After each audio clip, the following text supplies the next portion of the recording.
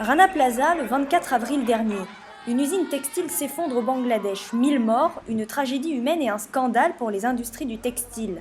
En réaction à ce drame, une table ronde est organisée au ministère de l'Économie et des Finances autour des plus grandes enseignes et des ONG, dont la porte-parole du collectif Éthique sur l'étiquette.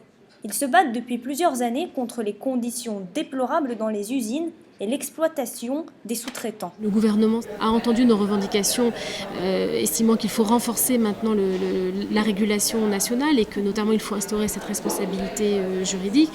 L'autre perspective, c'est aujourd'hui que les entreprises sont obligées de rendre des comptes sur leurs agissements à l'étranger. Les entreprises se sont engagées à respecter des normes sociales, mais ont préféré rester silencieuses et ne pas communiquer sur l'affaire.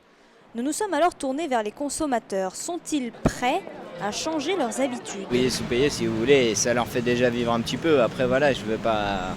Comment voulez-vous les sortir dans leur crise déjà si nous on n'arrive pas à se sortir de la nôtre? C'est important aujourd'hui, les conditions de travail, enfin on en parle beaucoup en plus, donc oui.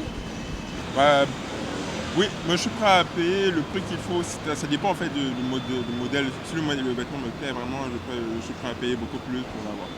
Après la découverte d'étiquettes de grandes enseignes dans les décombres de Rana Plaza, de nombreuses grandes marques ont signé un accord pour améliorer la sécurité des sous-traitants au Bangladesh. Aujourd'hui, il est encore très difficile de trouver le vrai responsable.